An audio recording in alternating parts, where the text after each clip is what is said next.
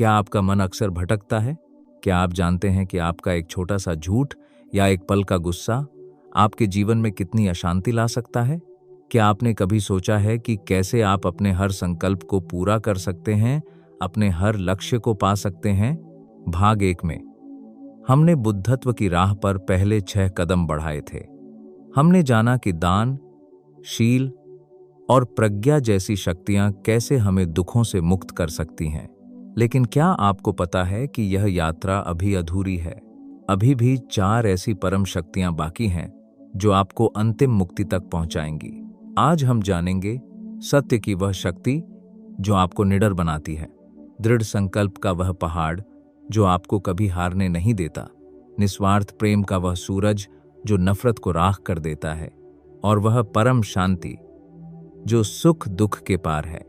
अगर आप वाकई अपने भीतर की शक्तियों को जगाकर इस अंतहीन चक्र से बाहर निकलना चाहते हैं तो यह वीडियो आपके लिए है। अगर आपने भाग 1 नहीं देखा है तो उसे जरूर देखें। आपको लिंक ऊपर आई बटन और नीचे डिस्क्रिप्शन में मिल जाएगा। तो चलिए चलते हैं बुद्धत्व की उस अंतिम यात्रा पर।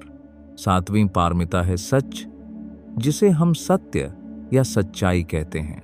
जब हम सत्य की बात करते हैं तो हमारे मन में सबसे पहला ख्याल आता है झूठ न बोलना, और यह बिल्कुल सही है।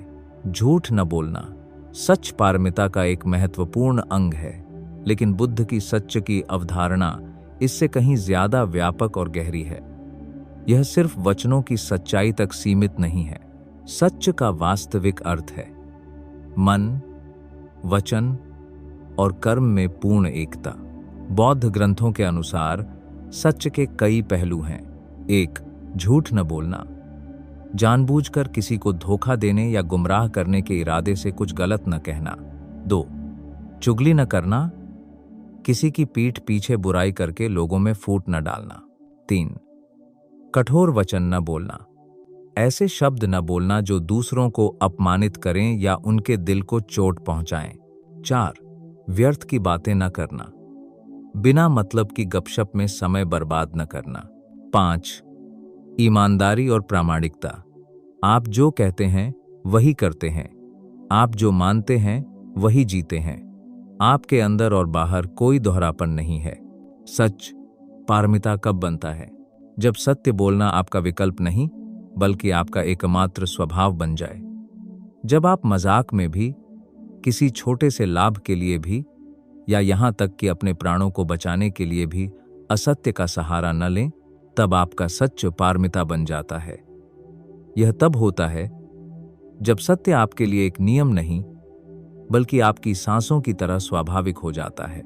सच पारमिता से लाभ।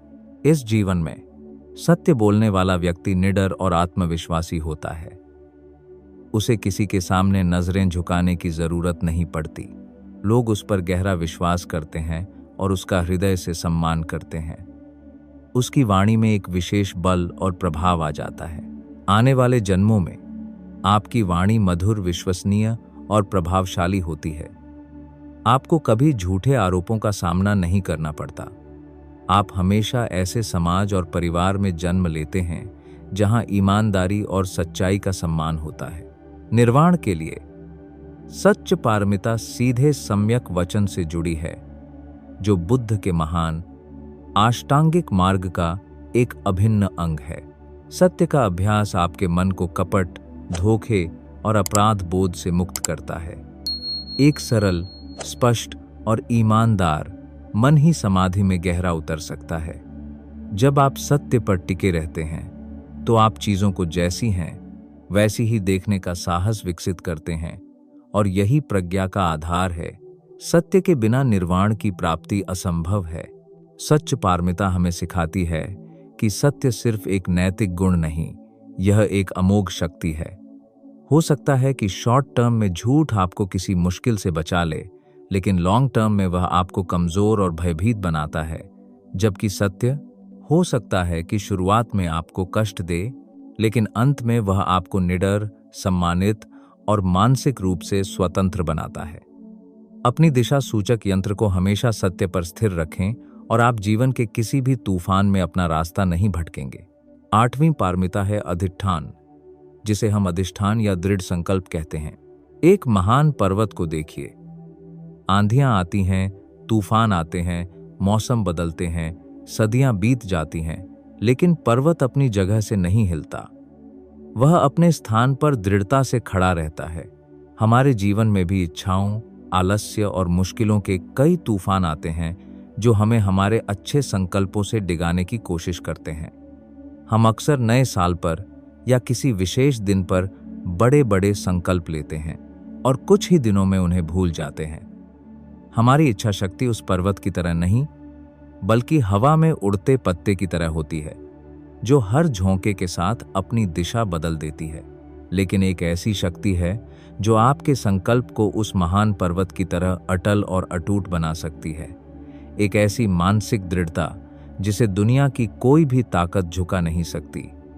धम्म के मार्ग पर इस अमोघ शक्ति को कहते हैं अधिष्ठान। यह 10 पारमिताओं की 8वीं और अत्यंत महत्वपूर्ण सीढ़ी है। यह वह लंगर है जो आपकी जीवन नौका को संसार के तूफानों में भटकने नहीं देता। अधिष्ठान का अर्थ है किसी कुशल कर्म को करने या बुरे कर्म को न करने का अपने मन में एक दृढ़, अटल और अटूट निश्चय कर लेना। यह एक साधारण इच्छा या योजना नहीं है। यह एक ऐसा संकल्प है जिसे आप अपने प्राणों की बाजी लगाकर भी पूरा करते हैं।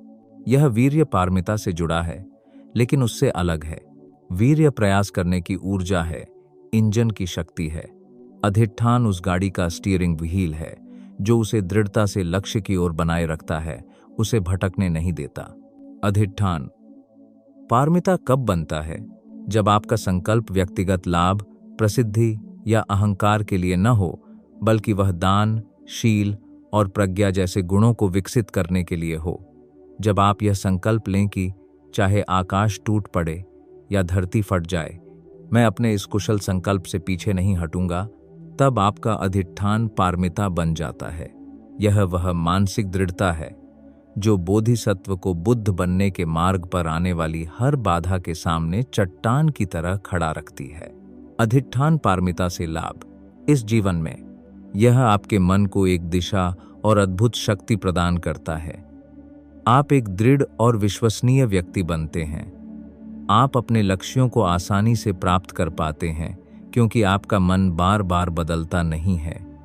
यह आपको मानसिक रूप से अत्यंत मजबूत बनाता है। आने वाले जन्मों में आप हमेशा दृढ़ निश्चयी और सफल व्यक्ति के रूप में जन्म लेते हैं।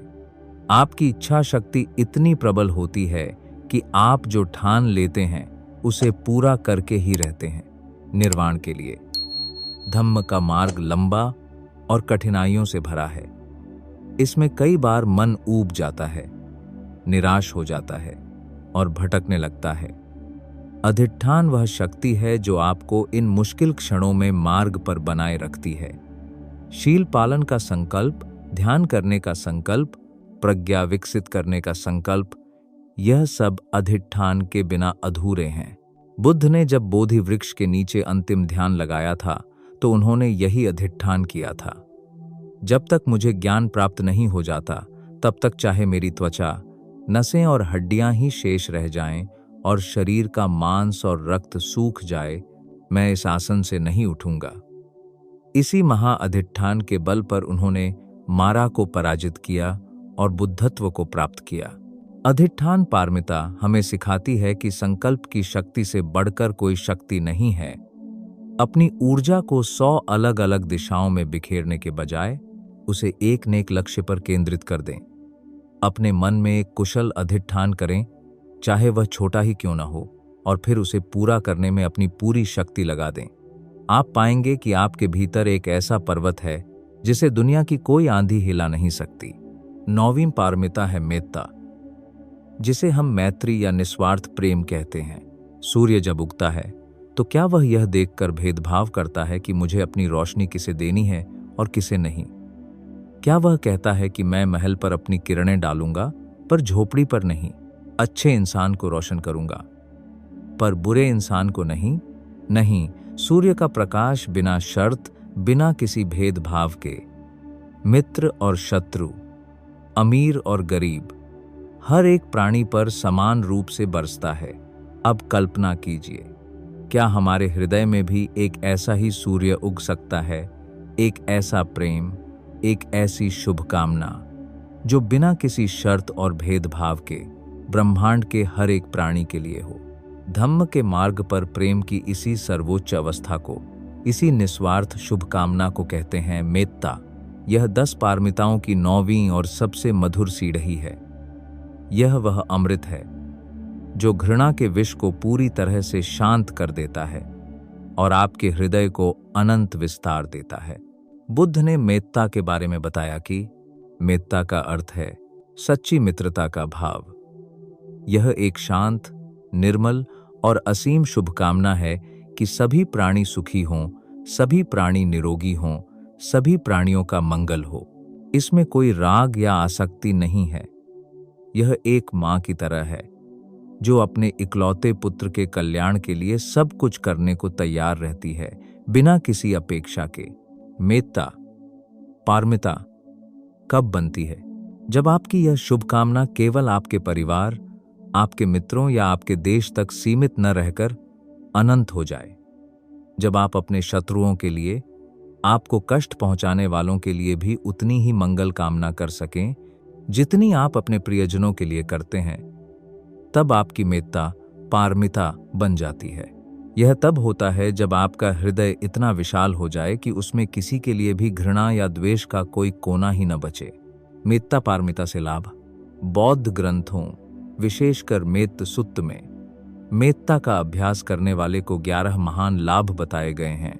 1. सुखम सुपति, वह सुख से सोता है। 2. सुखम पटिबुज्जति, वह सुख से जागता है। 3. न पापकम सुपनम पश्यति, उसे बुरे सपने नहीं आते। 4. मनुस्सानम पियो होती, वह मनुष्यों का प्रिय होता है। 5. अमनुस्सानम पियो होती, वह अमानुषों, देवता, यक्ष आदि का भी प्रिय होता है। 6. देवता रक्षन्ति, देवता उसकी रक्षा करते हैं। 7. नास अग्नि व विषम व सत्थम व कमति, आग, विष या शस्त्र उसे हानि नहीं पहुंचा सकते। 8. तुवटम चित्तम समाधियति, उसका चित्त शीघ्र ही एकाग्र हो जाता है। 9. मुखवर्णो विप्रसीदति, उसके चेहरे पर प्रसन्नता और शांति झलकती है। 10. असम्मूहो कालम करोति, वह जागरूक अवस्था में मृत्यु को प्राप्त होता है। 11. उत्तरिंग अपटि विज्जंतो ब्रह्मलोकूपगो होती, यदि वह अरहंत पद प्राप्त नहीं भी कर पाता तो भी वह ब्रह्मलोक में जन्म लेता है। निर्वाण के लिए मेत्ता सीधे द्वेष या घृणा, क्रोध, ईर्ष्या की जड़ को काटता है, जो हमें संसार में बांधे रखने वाला दूसरा सबसे बड़ा विष है। मेत्ता का अभ्यास मन को कोमल, ग्रहणशील और शांत बनाता है। एक शांत और प्रेमपूर्ण मन ही समाधि में गहरा जा सकता है, और जब मन समाधि में गहरा होता है तभी वह प्रज्ञा के प्रकाश में सत्य का अनुभव करके निर्वाण को प्राप्त कर सकता है। मेत्ता पारमिता हमें सिखाती है कि प्रेम एक भावना मात्र नहीं, यह एक असीम शक्ति है। घृणा से घृणा कभी शांत नहीं होती, वह केवल प्रेम से ही शांत होती है। आज की इस दुनिया को, जो नफरत और विभाजन की आग में जल रही है, मेत्ता के अमृत की सबसे ज्यादा जरूरत है। अपने हृदय में इस सूर्य को उगने दें और देखें कि आपकी दुनिया कैसे रोशन हो जाती है। 10वीं और अंतिम पारमिता है उपेक्षा, जिसे हम उपेक्षा या संभाव कहते हैं। जब हम उपेक्षा शब्द सुनते हैं तो अक्सर हमारे मन में उदासीनता, लापरवाही या किसी को नजरअंदाज करने का भाव आता है, लेकिन बुद्ध की उपेक्षा का यह अर्थ बिल्कुल नहीं है। उपेक्षा का सच्चा अर्थ है परम मानसिक संतुलन। यह प्रज्ञा से जन्मी एक गहरी समझ है कि संसार की हर घटना प्रकृति के नियमों के अनुसार हो रही है। यह राग और द्वेष के पार जाकर चीजों को जैसी हैं वैसी ही देखने की क्षमता है। यह मैत्री का विरोधी नहीं, बल्कि उसका पूरक है। मैत्री का काम है सबके कल्याण की कामना करना। उपेक्षा का काम है यह समझना कि हर प्राणी अपने कर्मों का स्वामी है। हम उनके कल्याण की कामना कर सकते हैं, उनकी मदद कर सकते हैं, लेकिन हम उनके कर्मों का फल नहीं बदल सकते। उपेक्षा पारमिता कब बनती है? जब आपका संभाव इतना गहरा और अटूट हो जाए कि आपके अपने पुत्र और एक शत्रु के बीच आपके मन का संतुलन न बिगड़े। जब आपको प्रशंसा सुनकर अभिमान न हो और निंदा सुनकर दुख न हो। जब आप जीवन के 8 लौकिक थपेड़ों, लाभ हानि, यश अपयश, निंदा प्रशंसा, सुख दुख के बीच चट्टान की तरह अविचलित खड़े रहें, तब आपकी उपेक्षा पारमिता बन जाती है। उपेक्षा पारमिता से लाभ। इस जीवन में उपेक्षा आपको जीवन के उतार चढ़ाव से उत्पन्न होने वाले तनाव, चिंता और भावनात्मक अशांति से बचाता है। आपका मन बाहरी परिस्थितियों का गुलाम नहीं रहता, बल्कि आप अपने मन के स्वामी बन जाते हैं। आप हर स्थिति में शांत और स्पष्ट निर्णय ले पाते हैं। आने वाले जन्मों में आप एक अत्यंत स्थिर और शांत चित्त वाले व्यक्ति के रूप में जन्म लेते हैं। आपका जीवन संतुलित होता है और आप कभी भी भावनात्मक अतिरेक के शिकार नहीं होते। निर्वाण के लिए उपेक्षा सभी पारमिताओं का सार और परिणाम है। यह निर्वाण से ठीक पहले की मानसिक अवस्था है। यह राग और द्वेष, इन दोनों विषयों को एक साथ जड़ से उखाड़ फेंकता है। जब मन को न तो कुछ पाने की तीव्र इच्छा होती है और न ही कुछ खोने का तीव्र भय, तो वह पूरी तरह से मुक्त हो जाता है। एक उपेक्षा से भरा चित्त ही पूरी तरह से शांत, निर्मल और ग्रहणशील होता है।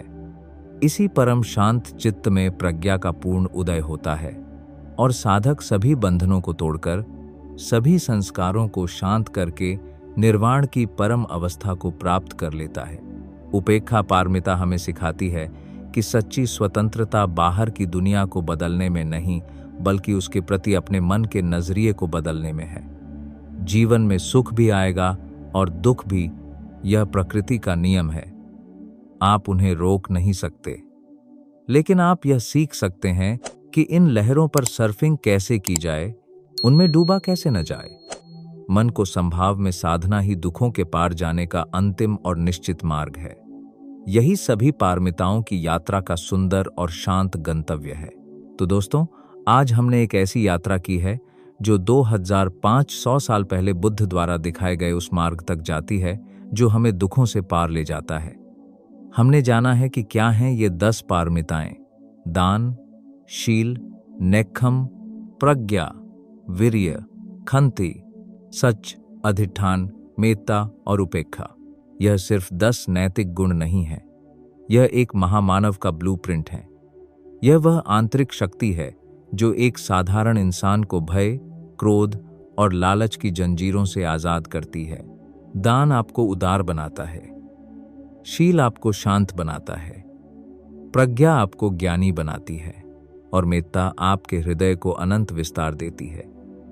ये वो 10 स्तंभ हैं जिन पर आत्मसम्मान और सच्ची स्वतंत्रता का महल खड़ा होता है। यह सब सुनकर शायद आप कहें, लेकिन मैं तो एक साधारण इंसान हूं, मैं कैसे इन महान गुणों को अपने जीवन में उतार सकता हूं? और यही बुद्ध की सबसे सुंदर और क्रांतिकारी शिक्षा है।